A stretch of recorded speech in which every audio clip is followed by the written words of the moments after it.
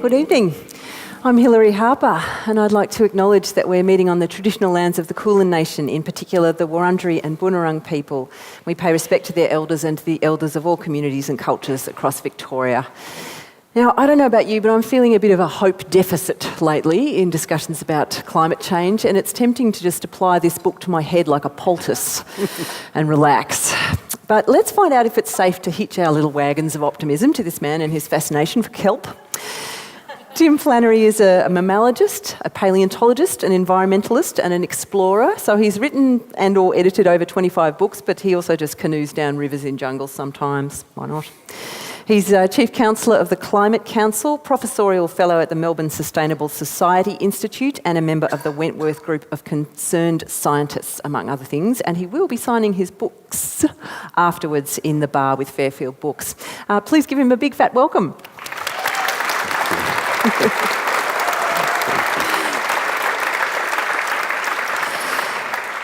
So, Tim, there are more solar panels now in Australia than there are people. Job done? Way more panels, but it's not quite job done. But I must say, looking back over the last 5 to 10 years, I think we've come a long way. And it's interesting, if you think back to 2013, remember when Tony Abbott was elected Prime Minister? And it sort of looked as if business and politics and even a fair hunk of the public were aligned against doing much on climate change. That's like the Stone Age compared with today, huh? Look, it's interesting to see that the far right's no longer attacking me, they're attacking the head of AGL. I mean, that is like a sign of desperation, huh?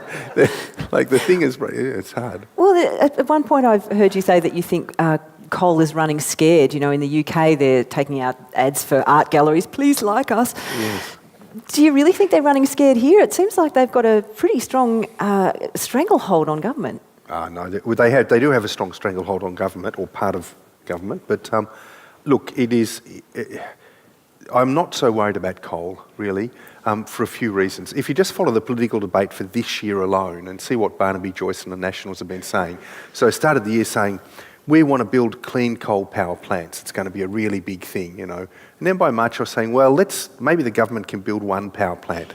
And now, the last few weeks have been saying, well, can't we spend $1 billion just keeping a really antique power plant going for another 5 years? I mean, the ambition has declined catastrophically in 6 months. They want to put clean coal in the clean energy target now. Yeah, but you know why it's not going to happen?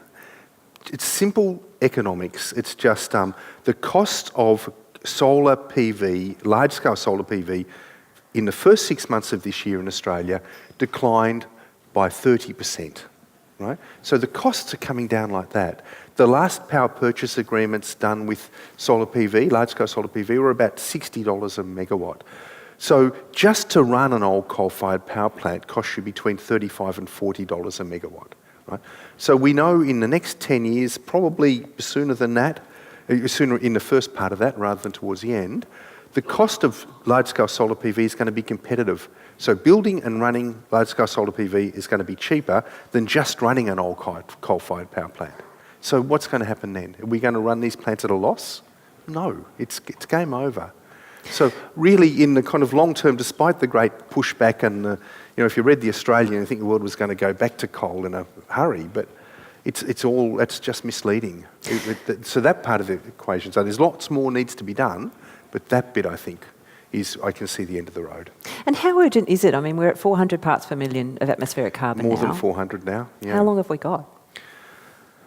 Well, to understand that, you really have to look at the carbon budget. So, and can I spend a bit of time just unpacking that, because it's sort of important.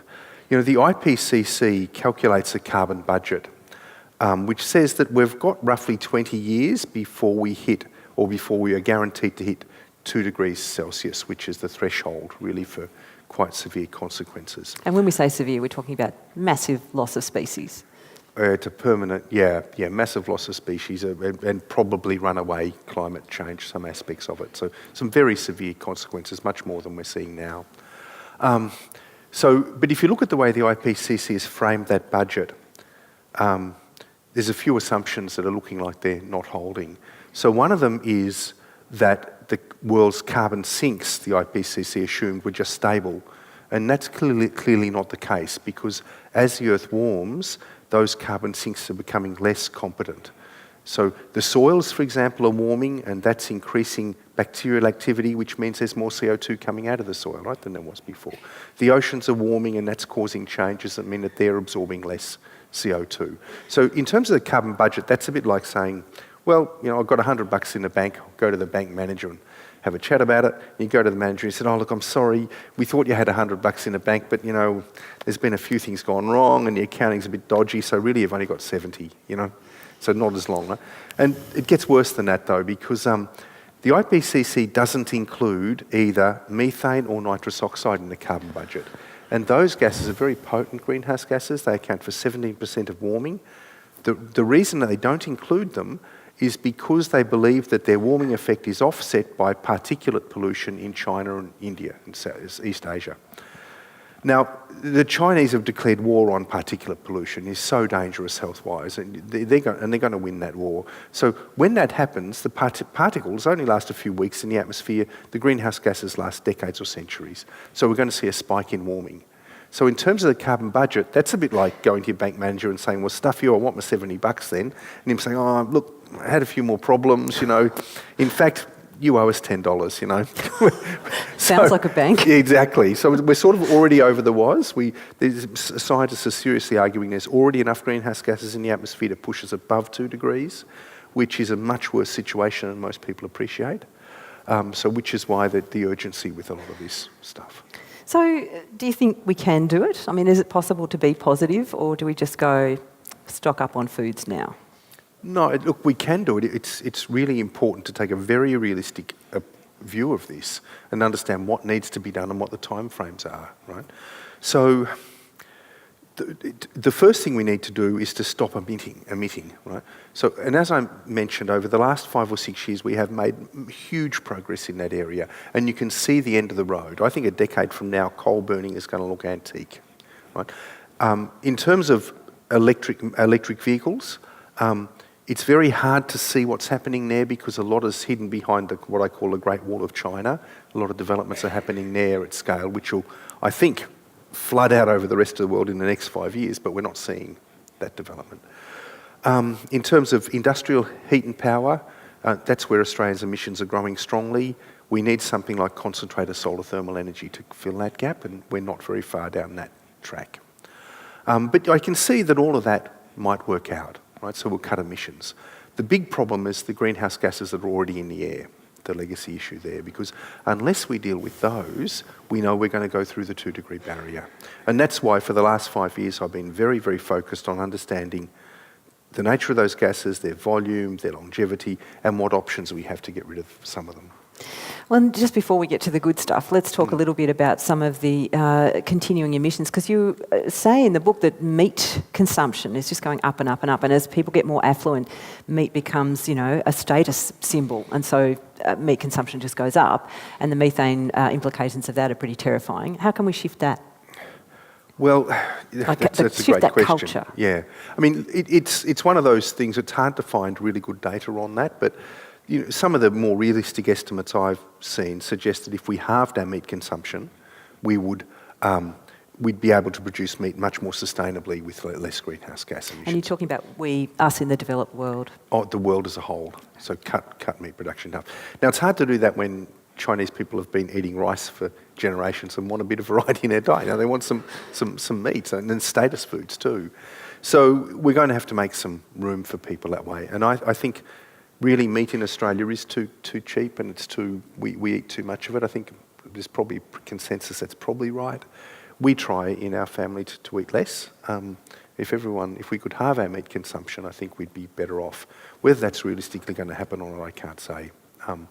But it's, the marine protein is a different matter. So fish, if it's sustainably produced, can be quite a good option. And thankfully the Chinese hold large fish as status symbols. So even though they're pillaging the oceans for them at the moment, there are ways of producing large fish more sustainably than there is, say, beef, at least as we currently do it. I was going to say that is a big if we can sustainably farm and fish for fish, because at the moment it's so unregulated and unpoliced around the world. Yeah, but we're going to be eating 70% more calories by 2050 than we are today. So What? that's the projection. We're going to be circular. Yeah, well, yeah, exactly. Well, if you took it from a Western perspective, that there are a lot of people who are not at our level of affluence. Now let's talk a little bit about concentrated solar thermal, this magical technology that makes fresh water and cleans the soil. How does it do this? Well, it's one of those technologies that is really multi-potent, so it does a whole lot of things at once. And when I was writing this book, I wanted to write a really short book, a really clear one, with some real winning options in it, which are things that can do more than one thing at once. So concentrated solar thermal, so what is it? Basically, it is a system where you just have mirrors that reflect sunlight onto a central point. It's a very ancient approach, actually. Archimedes was doing it, 2,000 years ago or more, in Sicily. But with modern solar thermal, you can create temperatures up to 1,000 degrees Celsius at that point where the rays converge, and you can do amazing things with that. You can generate electricity by generating steam. You can desalinate water. You can produce heat. You can store the heat. You can use it for industrial processes. You can break apart molecules. So you can break apart the CO2 molecule. So it's one of those approaches that gives you immense power that really only burning fossil fuels gave us in the past. So you could potentially draw carbon out of the atmosphere and use it for something useful, expensive tennis rackets, for example, and make fresh water and produce electricity in the one plant. Yeah, well, look, there's a CST plant in Australia that I reckon everyone should go and have a look at.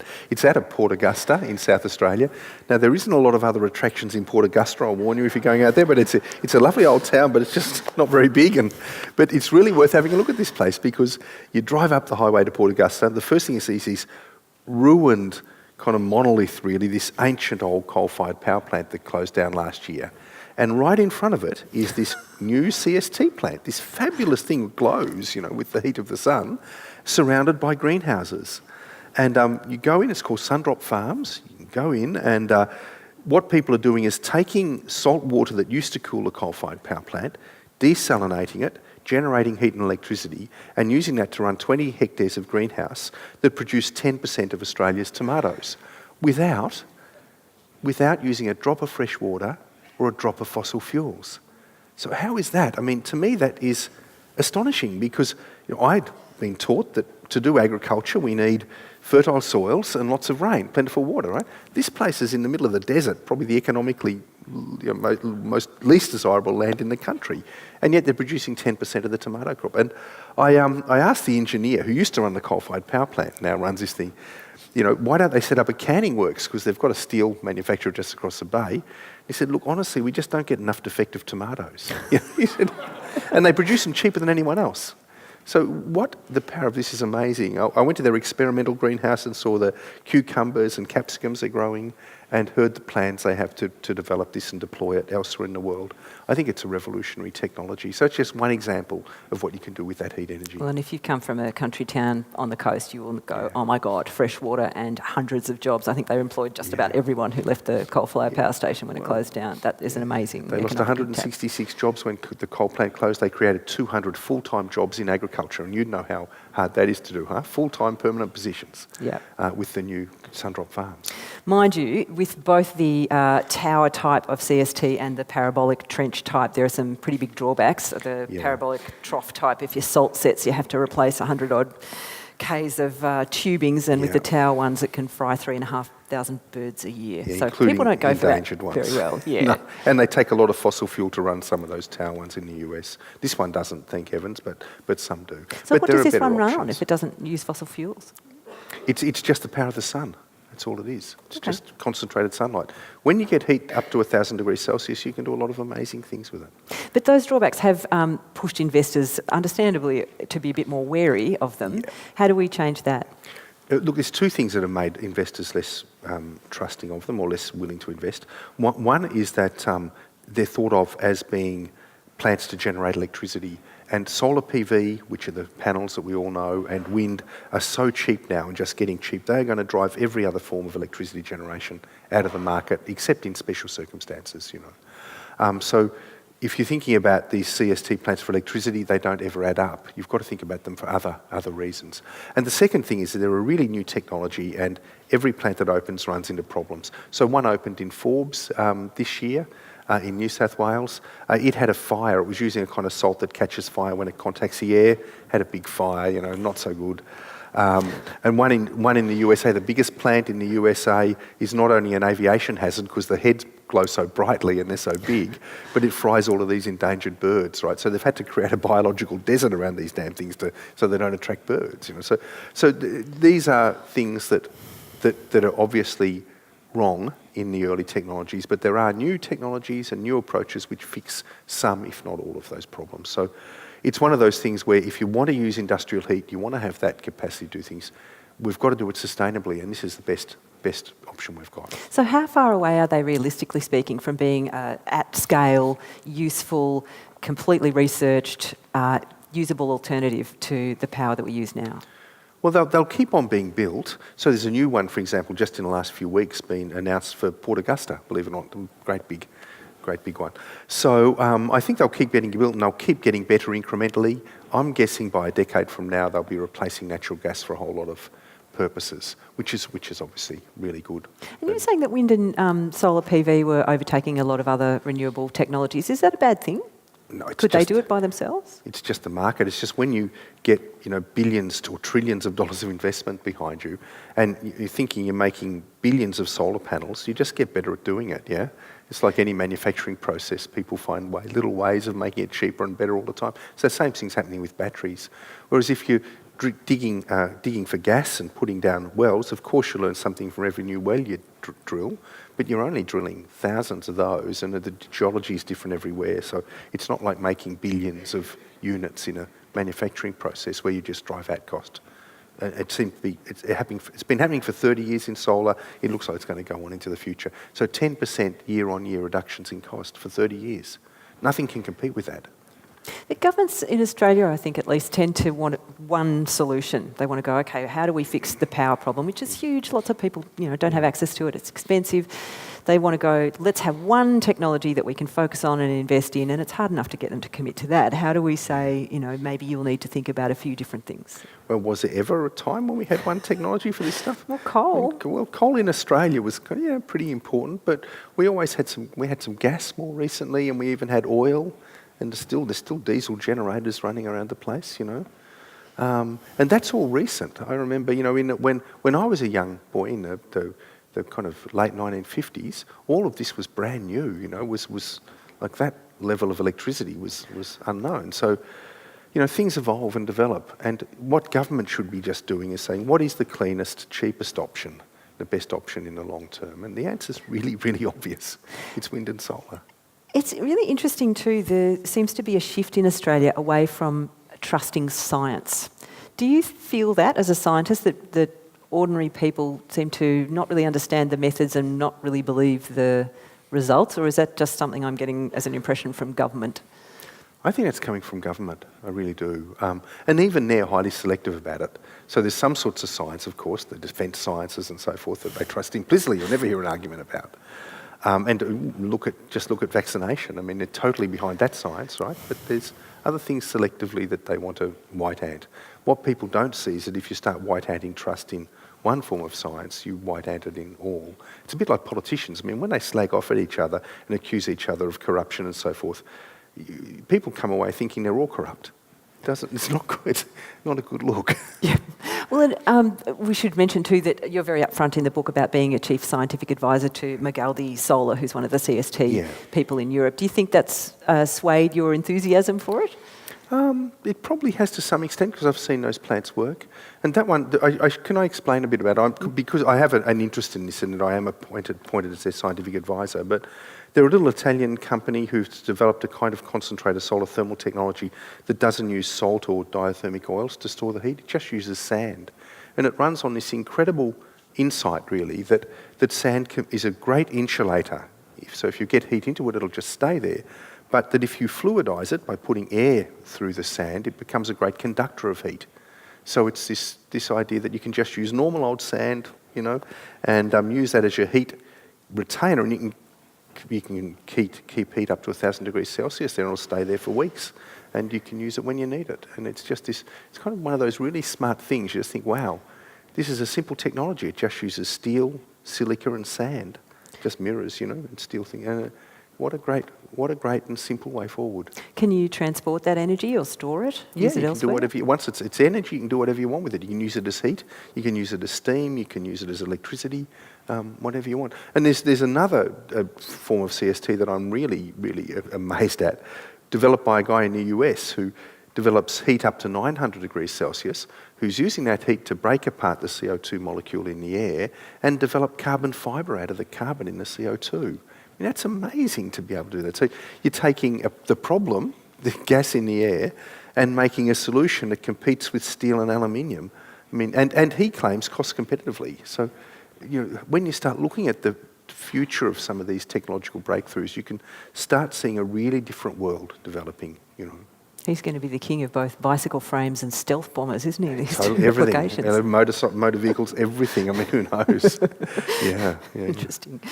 The bike czar. He reckons he needs 10% of the Sahara Desert to be able to draw down all the CO2 we currently put up annually.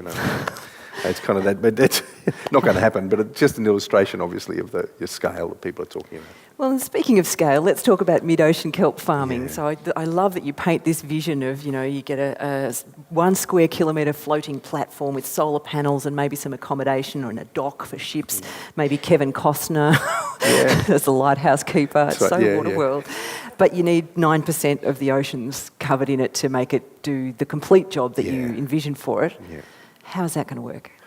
Well, I was almost going to call the book Kelp, I Need Somebody, because, we kind of really do need to make it sexier. The publisher didn't like it. Anyway, but like kelp, it's such interesting stuff because it grows so fast and it has so many uses and it's already an extremely valuable crop.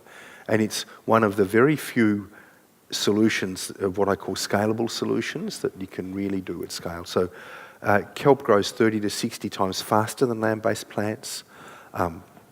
As I said, it's very, very usable.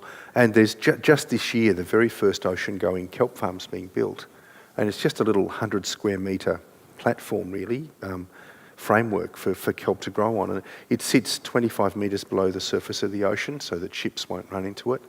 It uses wave energy and wind energy to pump up cold water from quite deep down, 300 metres down.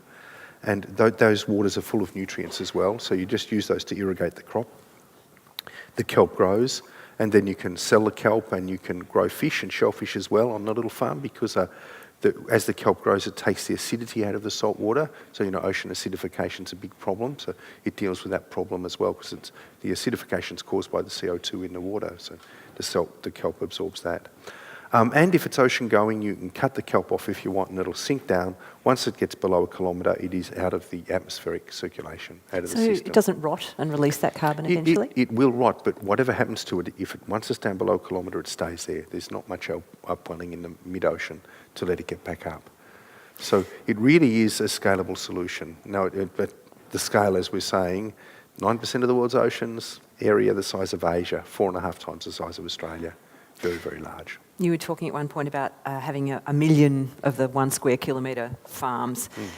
How much investment would that take? Are we talking crowdfunding or is just some massive altruist? Is it going to pay for itself? Well, the little 100 square metre one that's being built right now is probably a $5 million investment, but that's a first prototype, right? How much did it cost to build the first solar panel? Right, if we were building them at that price today, we wouldn't have any, right? So all of these things go through a development phase and then get cheaper as you build more of them. But that first solar panel was a long time ago. It was the 1970s. Do we have another 40 years? We probably do. And the argument that I make in the book is that we need to do two things right now. One is cut those emissions as hard and fast as we can. And the second is start that multi-decadal journey of taking things like CST, concentrated solar thermal, and kelp farms from where they are today, which is a very basic level, into mass production by the 2050s. We need to do that because that greenhouse gas in the atmosphere is not going to get out by itself, right? It's going to be there for a century or more, driving ever more adverse climate change. So we think in the teens of this century we're facing some pretty tough challenges Just wait till the 20s or the 30s, because by the 30s we will really start seeing the serious consequences of that gas. And by the 50s we will want to have really scalable solutions that are biting that into that at the multi-gigaton level per year. To do that, we've got to start investing now. As you said, building a 1 million square kilometre seaweed farm, that's a seaweed farm the size of South Australia, is not going to happen overnight. It'll take to the 2050s to do that. If we did that, though, we'd be drawing down CO2 pretty rapidly. I heard the Prime Minister, Malcolm Turnbull, on the radio today saying our electricity policy, our energy policy is driven by engineering and economics. And it seems like in Australia, we're not actually at that point where people are saying, oh my God, it's so urgent, we have to invest in these things that we don't even know are necessarily going to work. How much of a cultural shift do we need? Just in terms of people wanting to eat kelp and getting over the idea of it, being that rotting thing on the beach that the dog eats and throws up. It's got to be valued. Yeah. Well, look, we're a long way from that. It depends on who you're talking to, of course. When I talk to students who are at university now, about this, they see that CO2 in the atmosphere as almost like money in the bank, because we know we're going to have to get it out, right? It's not going to come out by itself. We know it'll drive ever more adverse consequences. So getting onto that now can build you really viable industries, not just in seaweed, but in carbon negative concretes, in the use of silicate rocks, in direct air capture of CO2 to make plastics or whatever else you want to do with it. I mean, that's going to be the future industries that we're going to need to do this, and they get that. So government doesn't get it. Government doesn't even get the fact that we need a vision to drive our future economy in that way. They think somehow that coal is going to be the future. And it's just kind of like crazy. Well, is Labor a useful alternative there? Look, you'd have to say their policies are better. Politics it's so hard for me because I'm so deeply disillusioned with the system, having seen it close up. I think we could all do a better job, quite frankly, and I can imagine a system where we might, Can you imagine a system of just representatives from our community who make all the financial decisions? So we'd say to government, yeah, exactly. Just government, it'd be lovely to stand for Parliament and say, look, I'll stand for a term, only one term, and that's it, because that's my public service and I want to get out. I'm not going to take any entitlements, and I'm only going to do one thing while I'm there, which is try to get a bit of legislation passed that allows average people, taxpayers, to have control over the financial matters that go through this house. You could do it easy. Call a jury, give them a month to deliberate, give them powers to call on whoever they want to testify before them, and then make a decision. You made a tantalising little aside at one point in the book. It's like, well, we need to deal with the atmospheric carbon, we need to deal with the pollution around the world. We also need to revitalise our democracies. Now more about kelp. It was like, hang on a minute. Exactly. Well, it's the big challenge. It needs a book probably a bit thicker than that. But, yes. but it's actually quite simple. It's just that our representatives no longer represent us, and there should be no taxation without representation. We need to represent ourselves to make sure the money that we contribute to a better society is spent appropriately. It seems pretty simple. There was a lot of hope, though. You spoke to some people on the ABC TV Catalyst program that aired a few weeks ago. Some amazing people working in seaweed. Tell us a bit more about what's going on there. Well, there's just so much happening globally. I mean, I went to this Wando Seaweed Expo in South Korea that kind of blew my mind. I think it was several kilometres worth of displays, and there was everything from like surgical implants made from seaweed, for knees, like dodgy knees and stuff like that, through to beauty products. In Australia, I had a seaweed bath, which was kind of an experience, I can tell you. Thank you. I don't know whether it really made a difference. It's worth looking at the footage. Anyway, it was kind of slimy. Yeah, it really was. But through to lots of different foods, obviously, feedstocks for animals, both marine animals and on land. And in fact, one area that's really Australia's leading in is the feeding of seaweed to sheep and cattle. So some people are claiming reductions of like over 95% in methane emissions for cattle that are having their food stock shandied with seaweed. Now, how real that is, we'll have to wait and see. But there are all of those incredible options: beauty products, paper, lots of fibre products, building materials. It's just goes on and on. Did you say shandied with seaweed? Yeah, their food was so you can still feed them their grass and stuff, verb. but have a bit of seaweed in there too. That's my take-home message from this book already. Right. And there's a project to farm seaweed in Port Phillip Bay. Well, apparently there's a lot of aquaculture leases in Port Phillip Bay which are not utilised, and the bay suffers from eutrophication. And this bay, it's got a shoreline of 360 odd kilometres if you add it all up, I think. Maybe less, 300 kilometres. There are 360 barrel drains running into it, right, carrying stormwater. And what stormwater got in it? Dog shit, fertiliser people have used on their gardens, stuff they wash their cars with. It's kind of like, right, so all that goes into the bay, so we need a way to get it out. And seaweed seems to me maybe not a bad option. I mean, I'd love to see a third of the bay put aside as a marine reserve, to be honest with you, and the rest used for some of this stuff. But that's another discussion. You're in the Wentworth group of concerned scientists, and I love that title. They've been concerned since 2002. Yeah. I just see their brows furrowing further and further with every passing year.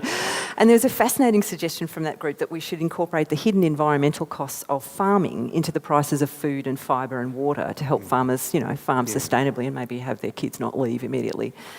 What would that look like for us at the supermarket? I don't think it would honestly add a great deal of cost. I mean, this is my personal opinion. I mean, if you go out to regional Australia now and look at farmers who are farming without fertiliser use and without pesticides, they're making an adequate living, but they're doing it. They've got a lot more time on their hands. And the typical model is that you plant 30% of your farm back to trees, so you have birds which eat the insects that are otherwise will eat your crops, right? You keep your perennial grasses, your Australian native grasses, in the ground, and you sow your crops into those using a special, very, very fine little plough, which you can run using an electric motor. And you keep better soil moisture. You don't have to spend $50,000, $60,000 a year on fertilisers. You don't have to use the pesticides that are poisoning everyone around the place. And you can have a productive farm. So it seems to me that there's, ways of doing this, but the farming model as it is at the moment has been, clear the land, put on your additives, take off what you get a bumper crop and, go and do something else maybe, but for some anyway. But that model's changing. Now, I think the best Australian farmers are among the best in the world, and they're usually people who have virtually gone broke in a drought or something and got to a desperate point where they realise they need to change. I spoke to Clive Hamilton a couple of weeks ago at the Melbourne Writers' Festival about similar topics, but I asked him whether he thought we needed to limit immigration in Australia, because there's a school of environmental thought that says that we need to cap immigration here in order to protect delicate local environments. What do you think? Do you think we can have sustainable population growth? And if not, how do we change that? Look, in the 90s, I was really concerned about population growth because I couldn't see how we would change the outputs, the consequences. But I must say, as of the 2010s, I'm not so worried about population growth because I can see that we can have a clean energy economy, we can grow food efficiently, and so lower our impacts. So Europe's a great example of that. There's 714 million Europeans. And yet Europe has more wolves and bears than the contiguous 48 states of the USA. In fact, it's got more wolves than those states plus Alaska. And it's because Europeans are starting to do things in really interesting ways, environmentally and agriculturally. And that's interesting too, because Europe has so many national borders. Yeah. And Australia just has one. That's right. Why is it progressing so much better in Europe than it is here? Well, they've got the EU policies around a whole lot of this stuff. I can't imagine that's a happy, fun place to sit, though, to get things done. Well, it's tough, but they're doing it. They're actually having some success. Whereas, our farmers, a typical, National Party, great at this. They say, "Okay, boys, get out there and clear the forest. Go land clearing as hard as you want, And if there's a drought because your soils have dried out because there's no tree cover and the winds are going across, we'll bail you out with taxpayers' money, and just keep going the way you are. We'll look after you." So that's the old model that has to go, really. The new model is a much more resilient model where you minimise your inputs, where people don't suffer droughts to the same extent because those perennial grasses and trees shade the soil and keep the moisture in. And the amazing thing is they dry sow, so they will sow their crop into dry soil, right? It still grows. It's fantastic because the moisture is sort of down in there somewhere that'll keep those crops growing. So it's just a different model, and I think we can do it. It's just we're being held back in part by bad policy. There will be time for questions afterwards, so get your thinking caps on. We'll have probably 15 or 20 minutes where you can ask Tim your questions, and we will keep it to questions in order to try and get as many in as possible. What sustains you, Tim? Because you've talked about feeling very low at various points after COP15, I think, and just finding it quite difficult being away from the science and the animals and trying to sway people at events, and yet here you are. How do you keep going? I think I've been very fortunate in the jobs I've done, both as chair of the Copenhagen Climate Council and the Climate Commissioner here, really, in that I've met a broad variety of people, particularly as Climate Commissioner. I must have met, 20,000 Australians from, everyone from coal miners to just average people, and concerned citizens. And I must say I've come away from those discussions with a really unshakable faith in human nature. I think that together we can do amazing things. It's a matter of developing systems that allow us to work together to do that. And the way we do politics now just divides us. It doesn't let us work together. Can I give you just one example from science as to this? There's a guy called Francis Galton, right, who was an early geneticist, pioneer in genetics. And he was also really interested in how groups work together, how do cells work together in the body, right? So he went to a country fair in 1906 in England, and there was a prize-winning ox there. So he asked everyone who came to the fair how much they thought it weighed, right? It was 800 people. Not one of them got anywhere near the correct answer of how much it weighed, but the sum of all of their things, the average answer they gave was less than half a kilogram out, right? So all of us pooling our intellect together to do things gives us great power. And that's why we have to reinvent our politics and do things. And that's really, my faith in human nature is it is unshakable, I think. But anyone who's taken part in consensus decision-making knows it can take a really long time as well. Totally. It can, but it's worth it. It's the only way to get an enduring decision. That's interesting. You also talk about having talked to a lot of people who know what the impacts are and are totally aware of how serious it's going to be and that it's going to hit in the next couple of decades and they'll be alive for it, but aren't doing anything urgently about it. What do you think's going on there? Are we just naturally apathetic, or do we feel a sense of powerlessness and inability to change things? Among those 20,000 odd people I met as Climate Commissioner, there was a couple who stand out. I remember meeting one husband and wife in Western Australia who were in their 70s that just said, we can see that everything you say is true. We just don't care. We don't have any children. We don't have any near family. We're going to live our life, and when we're dead, that's it. We don't care. What about the dog? Well, I know. Well, who knows? And then there was another guy I remember in Queensland who I will never forget. We went to Mackay, which is a big coal area, and George Christensen was in the audience, right at the front, kind of trying to stare us down. And we gave a short presentation on climate change, and then we said, really, this is your night. Ask us anything you want. And there was a guy who was looked to be about 6'4", and you can see the coal in their skin, coal miners, it's kind of like bland in their hands. Right? This guy was kind of very gnarly kind of man, stood up, first hand up, I thought, oh God, I'm in for it now, this is bloody end. And he just said, look, I saw your presentation, and he said, I used to be a farmer, and I understand now that my farming business was destroyed by climate change. He said, but I've got a young family, I've got 2 daughters, 8 and 10, and I had to get another job, so I went to work in a coal mine. He said, can you tell me, am I doing the right thing? And what do you say? I mean, it's clearly we have to work together for people like that to give them better options. Yeah. Well, it's really interesting to see in Victoria some fascinating links between farming communities and farmers and environmentalists over things like fracking. The Lock the Gate movement has been a fascinating thing. But even going back as far as Landcare, there's lots of support within regional communities for taking care of the land in the long term. And it sounds like there's been a lot of awareness because they're so connected to the land about what's going on.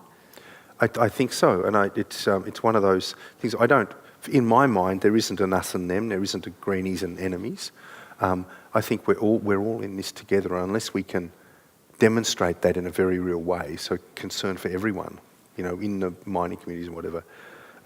That's where we need to be. We can't create an us and them situation as much as the politicians want to drive us into it.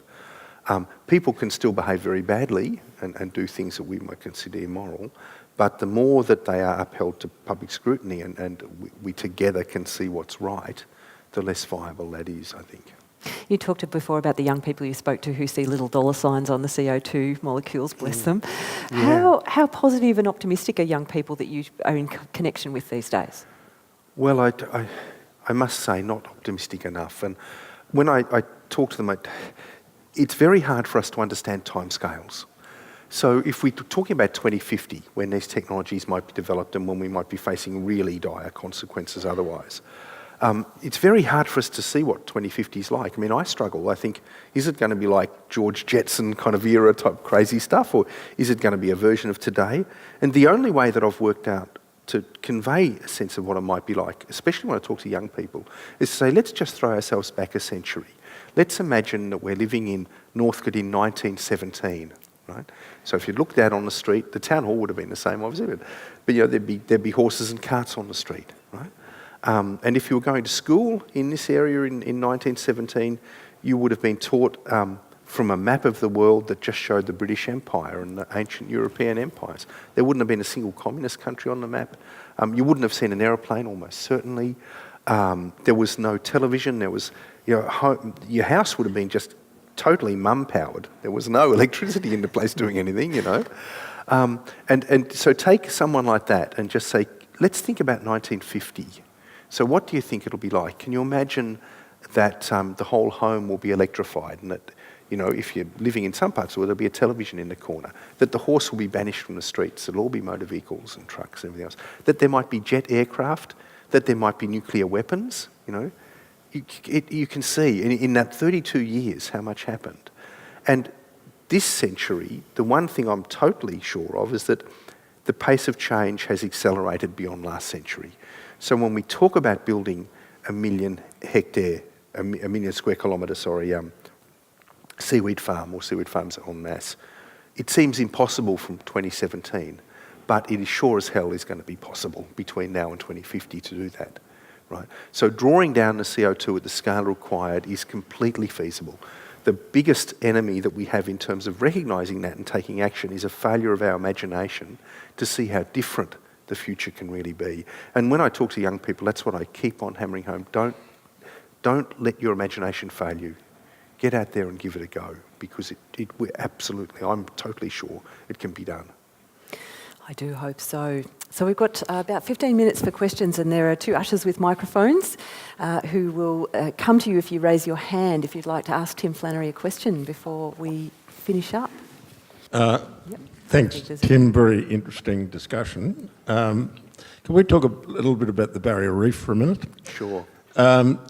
Your interesting ideas about seaweed and getting colder water to come up to the surface and cooling the oceans, in effect. As I understand it, with the Barrier Reef, the major problem is the heating of the water, which is killing the coral. Is what you're talking about with seaweed a potential lessening of that effect on the Barrier Reef? Well, that's an extremely interesting question. I have to say at the moment we still haven't built that first seaweed farm, but that I'm very hopeful that there may be a solution there. You know, if you just pumped up that cold water from depth and put it onto the Great Barrier Reef, it would bring with it all of the fertilisers that would allow algae to take over the coral. So you have to somehow take the nutrients out of the water. Now, seaweed farming is perfect for that. The question, will that cold water then float at the surface of the ocean, or will it sink again? It will float, we know, because it's less salty than the water at the surface of the ocean. So if you had seaweed farms on parts of the reef, pumping up that cold water, growing produce, de-acidifying the water, which is an ocean acidification is another big issue for coral reef, and then irrigating that cold water onto parts of the reef, we might potentially have a solution, at least for parts of that reef. I mean, the reef itself is, you know, it's 2,000 kilometres long. It's half the size of Germany, so you know it's a big job. But I think it's possible that we might be able to do something for coral reefs with this technology. I don't want to overplay it though, because we're at the earliest days of thinking about this. Tim, the seaweed idea is a brilliant idea, but as you say, it'll take a long time to kick in. What other technologies do you hold out hopes for in the next 20 years that can reduce the amount of CO2 in the atmosphere, what's already there? Yeah. If you're talking about like scalable solutions that can go up to a gigaton or more per year, there's relatively few of them. One of them is the use of silicate rocks, which are silicate rocks as they erode away and decompose, one of the Earth's mechanism for regulating CO2. These are rocks that are found quite commonly on continents. James Hansen, one of the world's great climate scientists, has said they have the potential to lower CO2 levels by between 30 and 300 parts per million by the end of the century if we use them to, say, nourish beaches which are being eroded away by rising sea levels. So there's something there. The problem with that solution is that at the moment the way we quarry rocks and grind them up and transport them all involve the use of fossil fuels.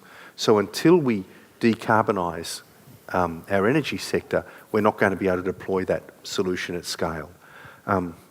Another one is direct air capture of plastics, and I've seen a machine that's probably the size of this hall which can capture the same amount of CO2 as 1,000 hectares of forest.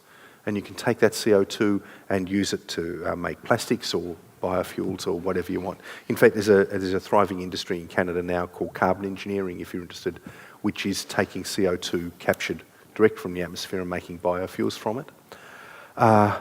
So you can make fertilisers, plastics, anything you can make with fossil fuels and gas. You can make natural gas substitutes if you want as well.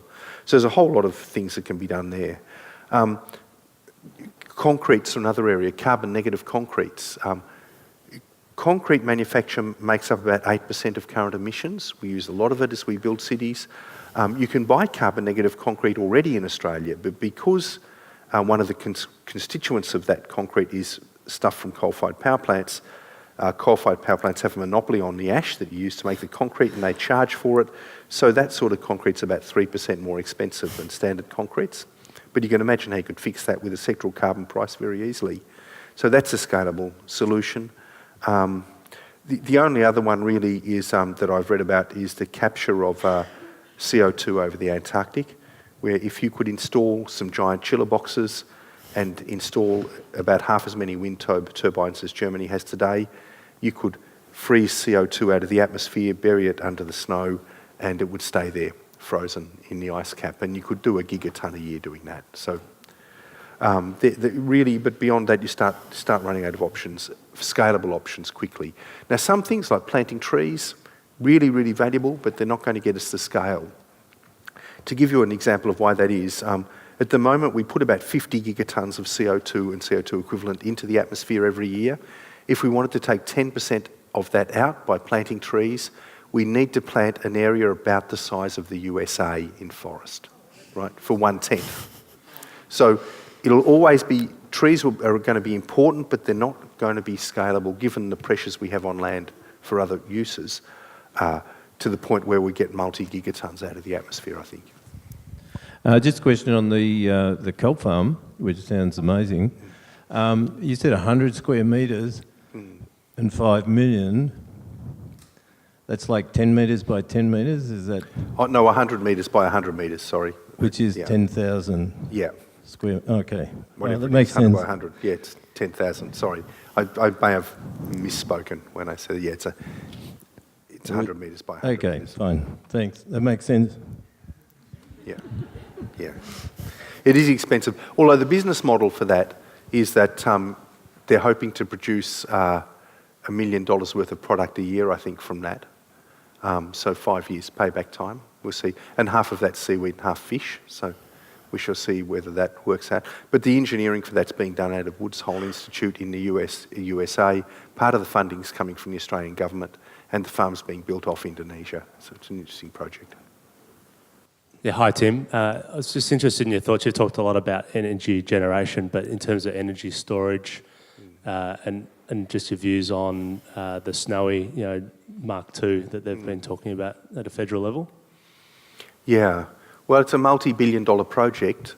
It'll be delivered in 5 or 6 years at best, and of course it's dependent upon water availability to some extent. I mean, I know it's pump up, but you have to have some water in the system to make it work. I think it's worth pursuing, but I also think other storage options are worth pursuing as well. So batteries, We'll know much more once this new battery in South Australia's gone in. That's, by the way, is the biggest battery, grid-connected battery, by a factor of 3. You know, it's 3 times bigger than the next biggest one ever done in the world. So it's going to teach us a lot. And there have always been storage options from the very micro moment level, so flywheels we've used for a long time, to compressed air are used in some wind farms nowadays, through to storage of heat in sand and liquid salts. So there'll be probably a series of options, I suspect, that'll be used. And of course, demand management has to be thrown into the mix, which is another way of dealing with that continuity of supply. So there's some, for example, there are some things we could do that might be really simple, like you might want to turn off your refrigeration for 15 minutes during a period of crisis, or industry might want to do something to take demand down a bit. So we shall see. I think these are challenges. They clearly are. I don't want to underplay them, but they're far from insoluble. I mean, we've got all the elements there. We just need to be able to shift from where we are now to where we want to be.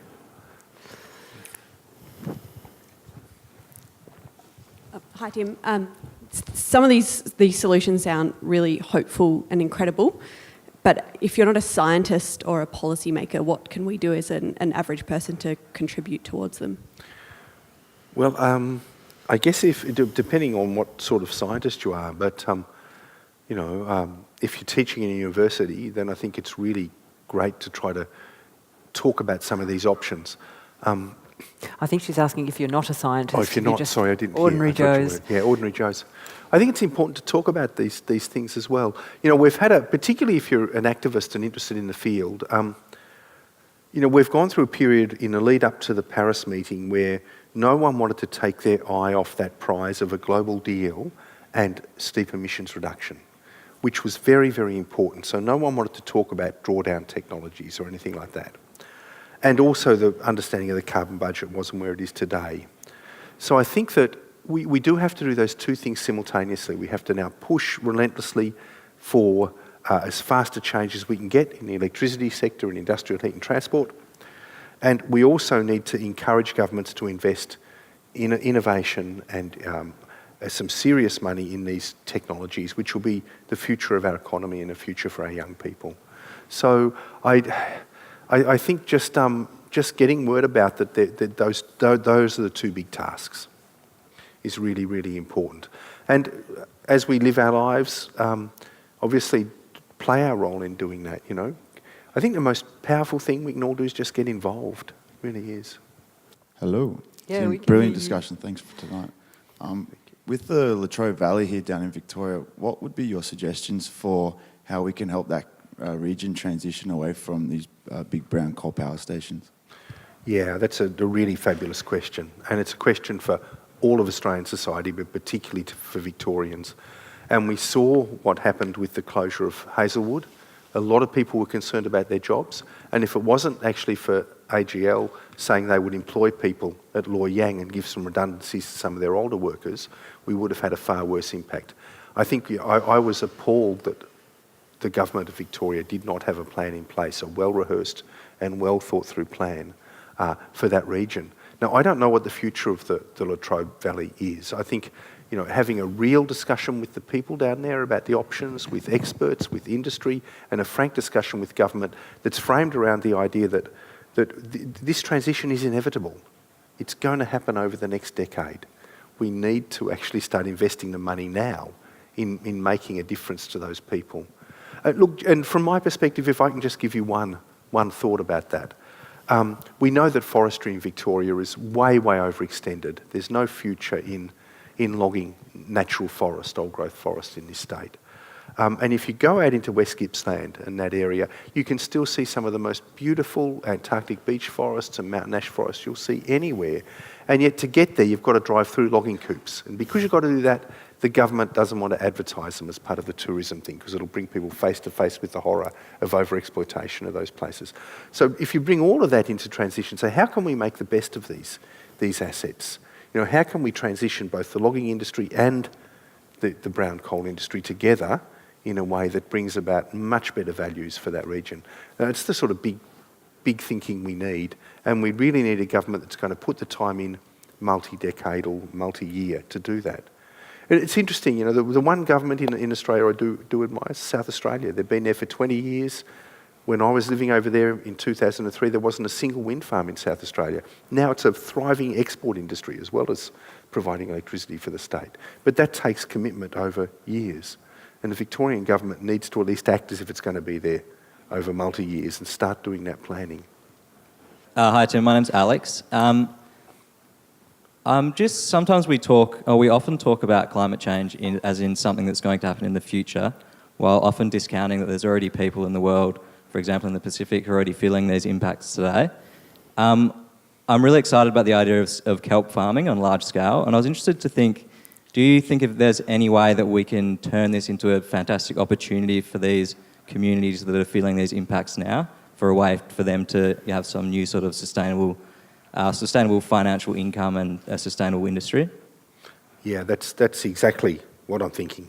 I spent 20 years in the Pacific as a biologist, in Papua New Guinea and places like that, and know the regions well and know their challenges well and their opportunities. And what you see today is that in those Pacific Island areas, Chinese fishing fleets and Asian fishing fleets just sweeping through, pillaging the region. And yet in those small communities we've got vulnerable coral reefs, we've got vast areas of ocean that people can use with direct transport into the deep ocean. They've got a relative proximity to markets. You could imagine kelp farming in the Pacific nations providing really high quality protein to places like mainland Asia in the form of big fish, those status fish the Chinese love, that could be grown and transported to market. And of course, all of the kelp products as well.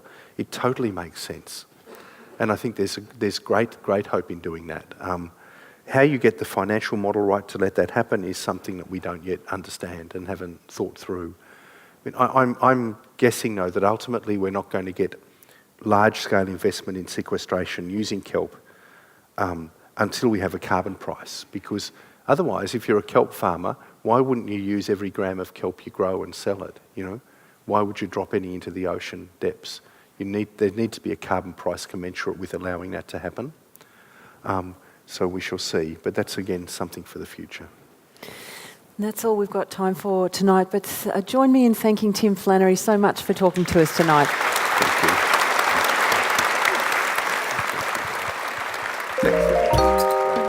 Visit wheelercentre.com for the best in books, writing and ideas from Melbourne, Australia and the world.